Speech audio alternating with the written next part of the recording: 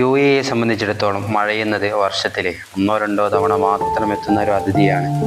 അതുകൊണ്ട് തന്നെ ആദ്യമൊക്കെ അതൊരു വലിയ ആഘോഷമായിരുന്നു. എല്ലാവരും ആവേശത്തോടെ പുറത്തിറങ്ങി റീൽസുകൾ എടുത്ത് ആ തണുപ്പും മഴത്തുള്ളികളൊക്കെ നമ്മൾ ശരിക്കും ആസ്വദിച്ചു.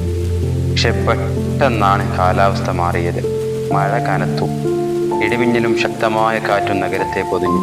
ഉടൻ തന്നെ UAE എമർജൻസി ടീമിൻ്റെ മെസ്സേജ് വന്നു. സുരക്ഷ മുൻനിർത്തി എല്ലാവരും ജാഗ്രത പാലിക്കണം.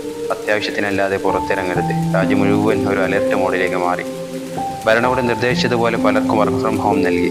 റോഡുകളിൽ വെള്ളം നിറഞ്ഞതോടെ ഗതാഗതം ദുഷ്കരമായി. മെട്രോ സർവീസുകൾ നിയന്ത്രിക്കേണ്ടി വന്നു.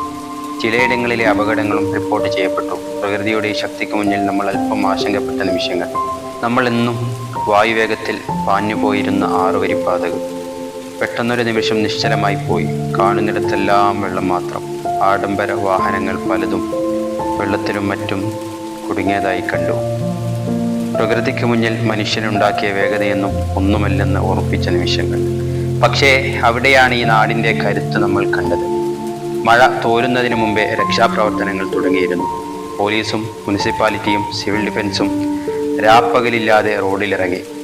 ജനങ്ങളുടെ സുരക്ഷ ഉറപ്പാക്കാൻ അവർ നടത്തിയ ആ കഠിന പ്രയത്നം വാക്കുകൾക്കപ്പുറമാണ്. ഏറ്റവും വലിയ അത്ഭുതം അതൊന്നുമല്ല, വെറും ഒറ്റ ദിവസം കൊണ്ട് എല്ലാം പഴയതുപോലെയായി. ഇന്നലെ ഇവിടെ ഇത്രയും അധികം വെള്ളമുണ്ടായിരുന്നു എന്ന് ആരും പറയില്ല. അത്രയും കൃത്യതയോടെ അവർ മെയിൻ റോഡുകൾ തുറന്നു. നഗരം വീണ്ടും ചലിച്ചു തുടങ്ങി. പ്രതിസന്ധികൾ എത്ര വേഗത്തിലാണ് ഈ രാജ്യം അതിജീവിക്കുന്നത്. ലോകത്തിന് തന്നെ മാതൃകയായ ഈ സിസ്റ്റത്തിനും ഇതിനു പിന്നിൽ പ്രവർത്തിച്ചവർക്കും വലിയൊരു salute. This is UAE, prepared, strong and resilient.